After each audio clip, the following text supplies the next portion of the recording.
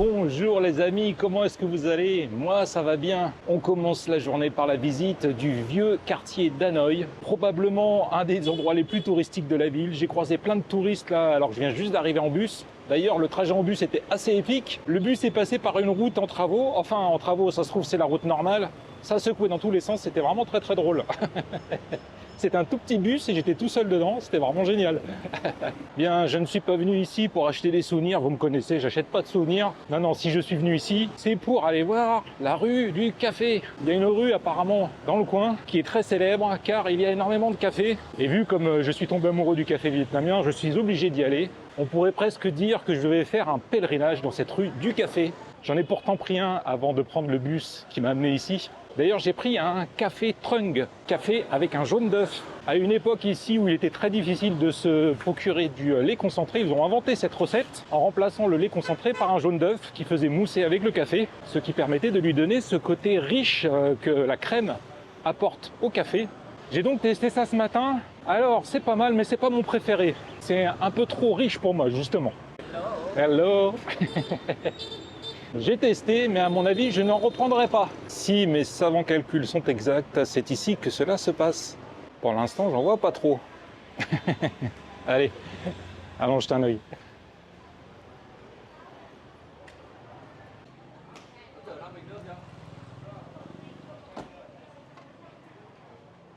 À mon avis, je ne suis pas au bon endroit. Il y a essentiellement des spas dans cette rue. Il y a quelques cafés, mais rien d'exceptionnel.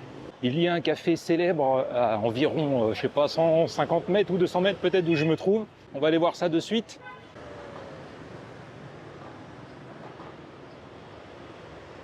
Alors, ça devrait être par ici.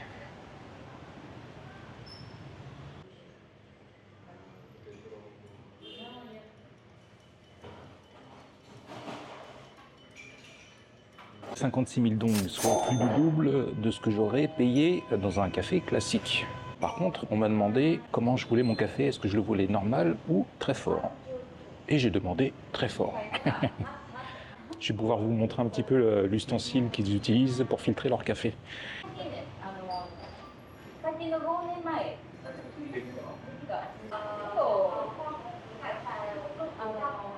Jusqu'à présent, tous les cafés que j'ai pris étaient filtrés en amont. C'est-à-dire que j'attendais pas que la filtration se fasse, le café était déjà prêt. C'est la première fois qu'on me sert un café comme ça, avec le filtre dessus. Donc il va falloir être patient.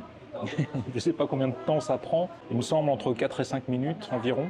Et une fois que le café sera filtré, je le mettrai là-dedans. Et d'ailleurs, c'est pour ça qu'ils vous servent en verre pour patienter. Là, c'est du thé.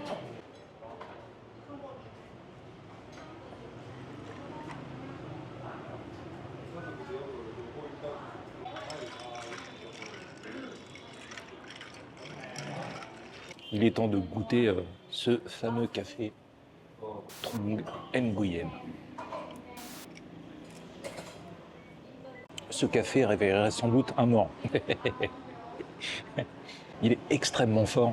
Il a des arômes très prononcés de cacao, de fèves de cacao. Et moi qui suis un grand fan de chocolat noir, à partir de 80-85% et au-delà, pour moi c'est la boisson parfaite, quoi.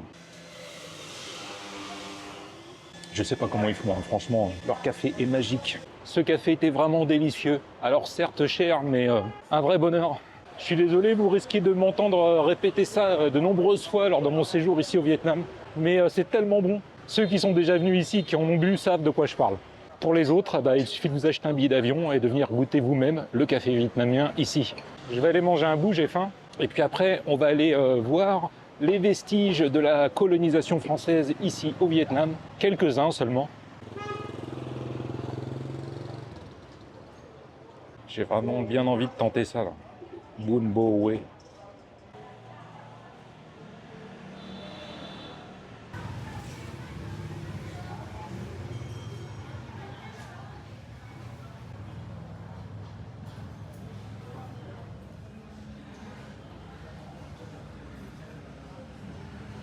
Goûtons ce bouillon.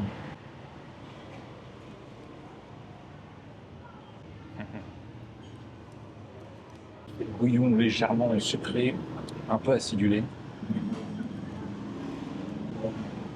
Rien que ça, c'est trop bien. On va rajouter les pousses de soja hein. Et le basilic.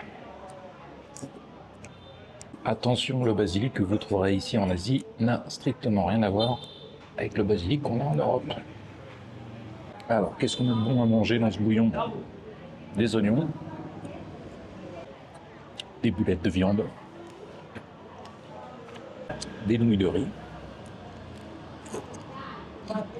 des fines tranches de bœuf,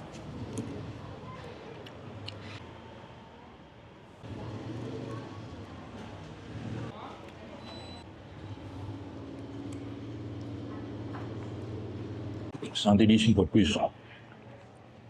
Ce bun bo hue était vraiment très très bon. J'en ai profité pour apprendre quelques rudiments de vietnamien. Bun, c'est vermicelle de riz, mais d'une manière plus générale, des nouilles de riz. Bo, c'est le bœuf. Donc quand vous voyez bun bo, ça veut dire en gros une soupe de nouilles de riz avec du bœuf. Et hue, car cette soupe a été inventée dans la ville de Hue. Voilà. Premier arrêt devant la cathédrale Saint-Joseph, une cathédrale qui a été construite à la fin du 19e siècle par les Français. Cathédrale néo-gothique, mais qu'on ne verra que de l'extérieur, j'ai l'impression. Ça a l'air d'être fermé.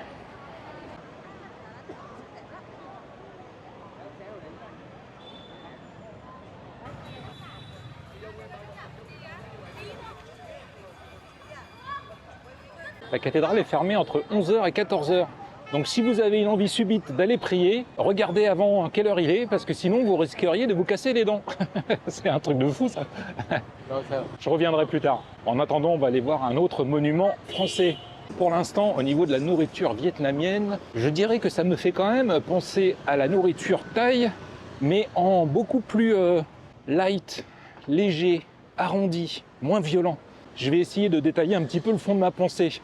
On retrouve d'une manière générale le même type d'ingrédients hein, dans les plats vietnamiens, mais tout est moins fort au niveau du goût. Souvent quand vous mangez thaï, je parle en Thaïlande, hein, pas dans les faux restaurants thaï que vous trouvez en France, vous vous prenez régulièrement des high kicks dans la gueule, quoi. Ça envoie très très fort. C'est piquant, c'est très acidulé, il y a des herbes aromatiques qui ont des goûts qu'on ne connaît pas et qui font que on s'en prend vraiment plein la gueule. Et ici, c'est la même chose, mais en beaucoup moins fort. Si la nourriture thaï était du chocolat noir à 90%, la nourriture vietnamienne serait du chocolat à, allez, 40, 50% peut-être. Voilà.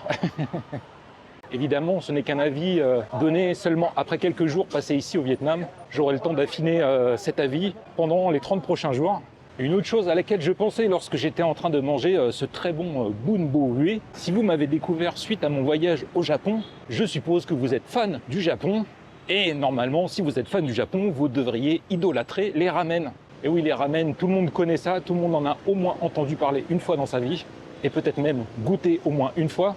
Quand vous tombez dans un bon restaurant de ramen, vous vous régalez. Mais j'aimerais quand même dire que le Japon n'est pas le seul pays d'Asie qui propose des soupes de nouilles excellentes. Dans tous les pays d'Asie, absolument tous, vous trouverez des soupes de nouilles incroyables. Ne restez pas bloqués sur les ramen, croyez-moi.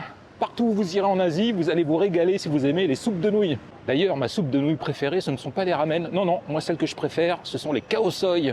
Soupe de nouilles du nord de la Thaïlande, absolument incroyable avec un bouillon. De fou. Donc voilà, s'il vous plaît, ne restez pas bloqués que sur les ramen parce que vos héros dans les mangas en mangent. Sachez que partout ici, vous trouverez des soupes incroyables. Regardez derrière moi, c'est absolument génial. Vous avez des boutiques de luxe et juste au-dessus, des appartements complètement pétés, quoi. Qu'est-ce qu'on a ici? Marc Jacobs, de Vialet. Voilà, si vous aimez l'audio, vous savez que ça coûte très très cher. Il y a un mec là qui vient de passer avec une Rolls hyper stylée. Ça me fait toujours bizarre, dans des pays comme ceux-ci, où on peut voir à tous les coins de rue des petites mamies qui à 80 ou 90 balais continuent à travailler, de voir des mecs qui ont tellement de pognon qu'ils peuvent s'acheter des Rolls Royce. Bon, on va pas refaire le monde maintenant, mais ça fait chier quand même. Ah bah Vuitton, Dior, voilà. Là, c'est pour ça que j'ai vu une Rolls. Tout s'explique. Range Rover, ouais. On est bien là, on est bien.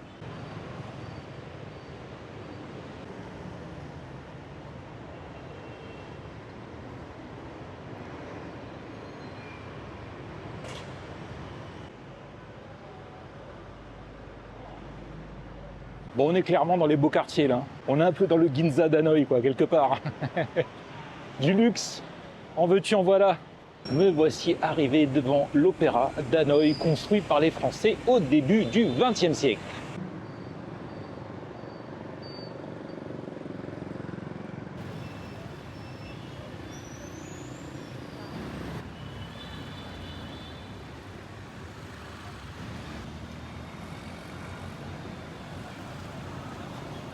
Il paraîtrait que l'architecte ayant conçu ce bâtiment s'est inspiré de l'Opéra Garnier situé à Paris.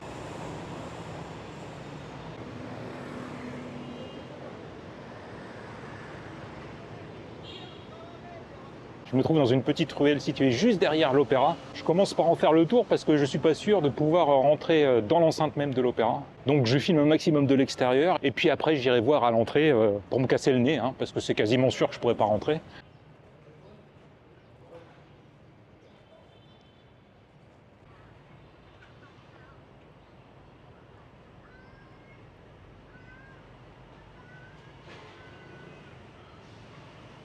No stress.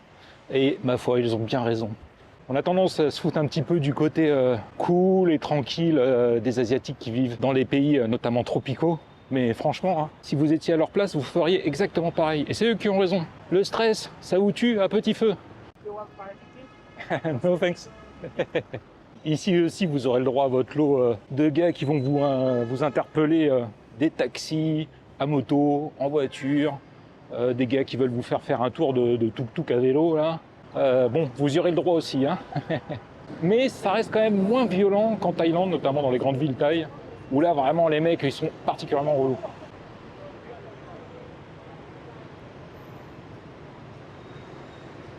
Comme vous pouvez le voir, l'escalier situé juste devant l'entrée principale de l'opéra est très célèbre pour les jeunes mariés qui viennent se faire prendre en photo ici. Ouais, je peux les comprendre, hein, le décor est sympa, hein. Alors, est-ce qu'on peut rentrer ? Petit tips, lorsque vous voulez traverser une rue ici à Hanoï, vous vous positionnez au bord de la rue. Vous regardez évidemment le flux de véhicules qui arrivent vers vous. Dès que vous voyez qu'il y a une petite ouverture, vous tendez le bras comme ça et vous les regardez d'un air très méchant et vous avancez avec conviction. Et si ça ne marche pas, eh ben j'espère que vous avez une bonne assurance. C'est l'heure d'aller voir la cathédrale Saint-Joseph. Il est 2 heures, c'est bon, normalement c'est ouvert.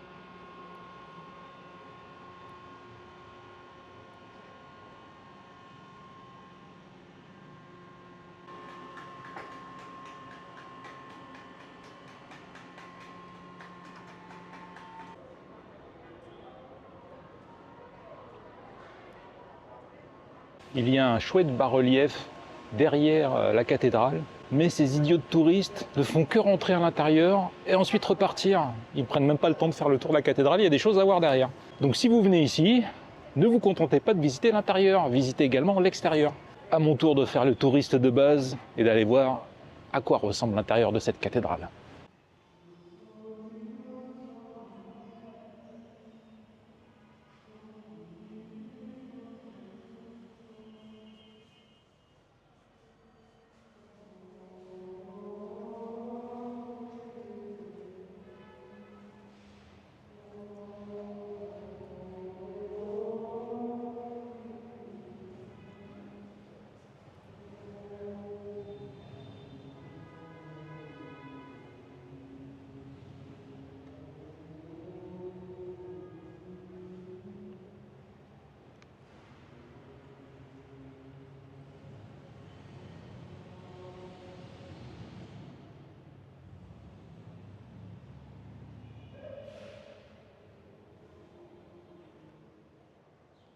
Alors, qu'est-ce que vous avez pensé de la visite de cette cathédrale ?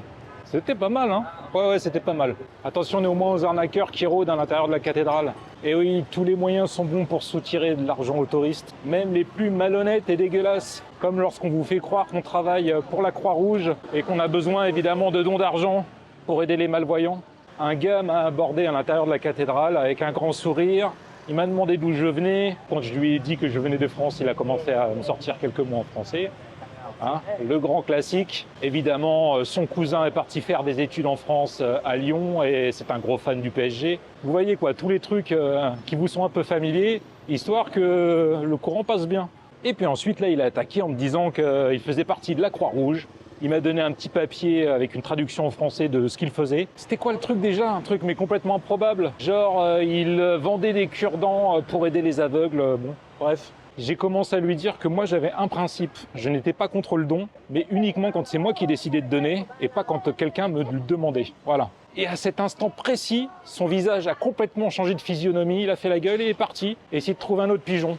Alors faites attention si vous visitez cette cathédrale, hein, à ne pas vous faire avoir par ce genre d'énergumène. Hein. C'est pas parce qu'il a un grand sourire qu'il va vous sortir quelques mots de français et vous sortir une fausse carte de la Croix-Rouge plastifiée que c'est quelqu'un de bien, méfiez-vous. Hein. Oh, no thanks. No. Ah, j'en ai un peu marre là de me faire aborder de partout là, pour essayer de me vendre des trucs. Hein. C'est bon. Je commence à saturer. C'est le problème des quartiers les plus touristiques de ce genre de ville, c'est que vous êtes plus vu comme un portefeuille qu'autre chose. Hein. Ne serait-il pas l'heure de boire un café? Effectivement, c'est l'heure de boire un café, mais peut-être pas dans ce quartier. Oui, je commence à en avoir marre là du vieux quartier d'Hanoï. C'était sympa quelques heures, mais maintenant c'est bon. Trop de touristes égale trop de sollicitations permanentes. Et franchement, au bout d'un moment, ça casse les burnes. Alors je vais essayer de m'éloigner un petit peu pour me retrouver dans un quartier plus normal, entre guillemets, afin de trouver un petit café comme je les aime, avec ma chaise de nain, ma table de nain et mon sandar. Voilà. Ici, il y en a qui roulent à scooter, le nez collé sur leur smartphone. Alors franchement, si vous faites pas gaffe à votre cul, c'est pas eux qui vont faire gaffe au vôtre. Hein.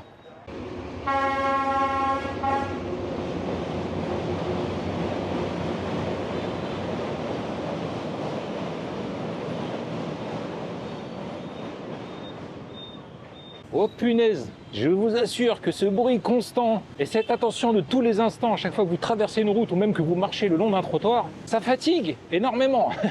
Ah, ça m'a tué quoi. Oh là là.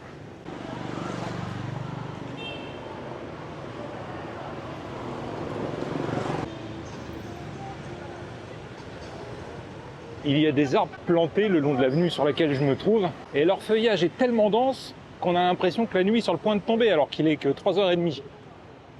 Oh, ça fait bizarre. Je suis enfin sorti du vieux quartier d'Hanoï. Il ne me reste plus maintenant qu'à trouver un petit café.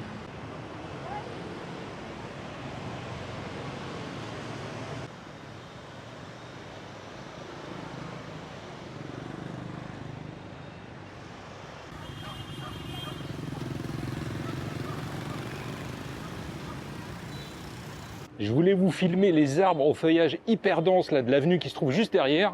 Et puis il y a un militaire qui est venu me voir qui m'a dit que je ne pouvais pas filmer. Alors je pense qu'il y a des bâtiments administratifs là dans les environs sur cette grande avenue. Mais je lui ai dit, je filme les arbres, je filme la route, je filme pas les bâtiments sur le côté. Mais non, c'était pas possible. Voilà, ils ont l'air un peu cons les militaires ici. Hein. Ouh là là. J'ai vu qu'il y avait un temple pas loin. On pourrait peut-être y jeter un œil. Vu qu'aujourd'hui est mon dernier jour à Hanoï. Normalement, demain, je pars. Je dis bien normalement parce que j'attends que tout se goupille comme il faut. Ah ouais, il faut toujours avoir un œil partout. Hein. Voilà. Oh, c'est épuisant, je vous jure. Derrière moi se trouve l'entrée du temple que je comptais visiter, le temple Phuong Quan Tan. Bien, je vais faire le tour, voir s'il n'y a pas une autre entrée. Mince, c'est pas de bol ça. Bon, ça va, c'est ouvert, mais c'est payant. Alors, est-ce que je paye pour aller le visiter? C'est 10 000, ça va? Ça fait combien 10 000? 1 euro, ça doit faire un peu plus de 40 centimes d'euros. Ouais, ça va. Allez, on va prendre un billet. Everybody. Oh, yeah.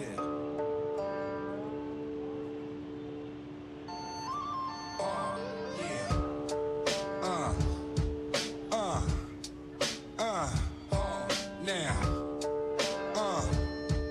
Yeah.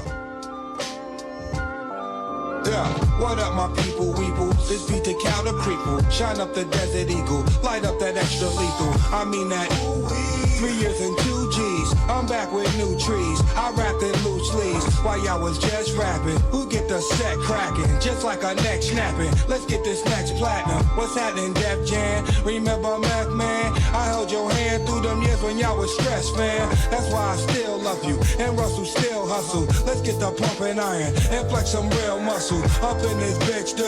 My clique is Rick Rule. Le temple que je viens de vous montrer est un des rares temples taoïstes encore existants ici au Vietnam. Le taoïsme, qu'est-ce que c'est? Je vous laisse regarder sur internet. Déjà d'une, car je serais incapable de vous l'expliquer clairement. Et de deux, parce que ça serait beaucoup trop long. Pour faire très court, sachez que le taoïsme, c'est un des piliers de l'histoire chinoise avec le bouddhisme et le confucianisme. Et que si Lao Tse, ça vous parle, bah, sachez que c'était un auteur taoïste. Si le yin et le yang, ça vous parle, sachez que c'est également un concept taoïste. Voilà. J'espère que ça vous suffira. Ça montre une fois de plus que l'influence chinoise dans tous les pays d'Asie a été très très importante.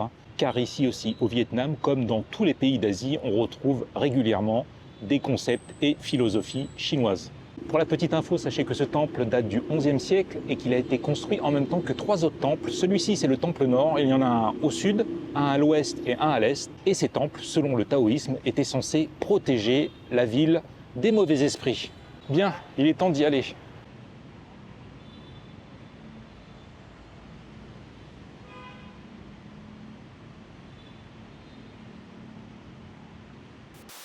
Derrière moi, par là, se trouve l'Assemblée nationale vietnamienne. On n'a pas le droit de filmer, hein. Et derrière moi, là, se trouve le mausolée d'Ho Chi Minh. On n'a pas le droit de filmer également, hein. Il y a tout un tas de militaires là qui sont sur l'esplanade centrale et qui surveillent aux 4 coins. Ça fait bizarre, mais c'est vrai que j'avais oublié que le Vietnam était un pays communiste, hein. On a un peu l'impression d'être en Russie version tropicale asiatique. Je viens de faire une longue traversée d'une zone, à mon avis, réservée aux administrations, l'Assemblée nationale, le palais présidentiel et puis sûrement des ministères, où il n'y a rien à part ces bâtiments administratifs. Il n'y a rien, il n'y a pas de commerce, il n'y a pas de café surtout. Oh mon Dieu, il y a des militaires partout, c'était pas cool. Non. Bon, je pensais être sorti du quartier des institutions, mais apparemment j'y suis toujours, hein. La plupart de ces institutions se trouvent dans des anciens bâtiments coloniaux français, très bien entretenus, hein, donc c'est très joli, mais c'est mort de chez mort, quoi. Ah, ça me plaît pas du tout ce quartier, hein, j'aime pas. Vivement que j'en sorte, hein.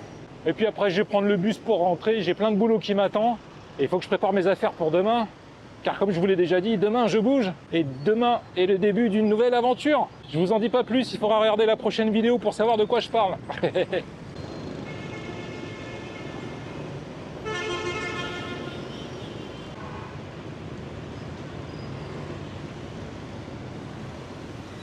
Même sur le trottoir, vous n'êtes pas en sécurité, hein. Vu que quand c'est bouché, les mecs qui roulent sur le trottoir à fond la caisse. Je vais essayer de me trouver un café dans les petites ruelles à côté, histoire de décompresser. Alors je sais que la caféine, c'est pas censé aider à décompresser, mais ça va me faire du bien, parce que là, ça me stresse. Ouais, je crois qu'une journée de plus ici à Hanoï, ça aurait été une journée de trop pour moi.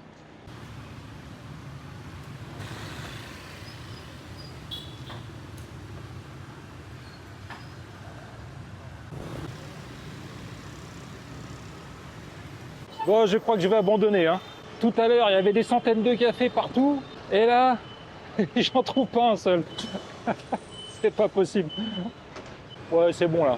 Je crois que je vais prendre le bus et puis je verrai une fois que je serai arrivé près de mon hôtel, parce que là, ça me saoule. Ah, j'ai les pieds éclatés. J'en peux plus.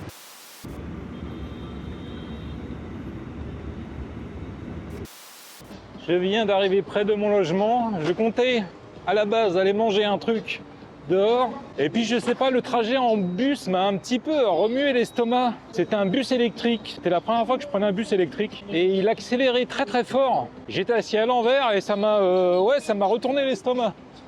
Là franchement, j'ai pas faim du tout, hein. Mais me connaissant, il y a des chances que j'ai faim un peu plus tard dans la soirée, donc je vais aller faire quelques courses. Et je crois que ce soir, je vais pas me coucher trop tard, car demain, il faut que je me lève tôt. Demain, ça va être une grosse journée pour moi. Alors, il faut que je reprenne du poil de la bête.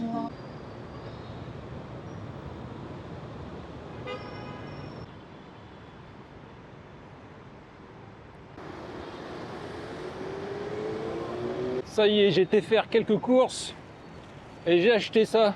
C'est pas la première fois que je le vois et je me suis dit que je testerais bien. Rockstar. On dirait du Red Bull sans bulle. Ouais, c'est ça. J'espère que ça va me donner un petit coup de fouet parce que là, je dois avouer que... Ouais, un coup de mou là. Oh là là. Hanoï, c'était sympa, mais très fatigant. Comme j'ai dit plus tôt dans la vidéo, une journée de plus, ça aurait été de trop pour moi. N'oubliez pas que la vraie aventure commence demain au Vietnam. Là, c'était juste un petit échauffement, une mise en jambe. Mais dès demain, les vraies choses sérieuses commencent. Ce qui veut donc dire que pour vous, ça sera la prochaine vidéo. Alors surtout, n'hésitez pas, si vous n'êtes pas encore abonné, faites-le.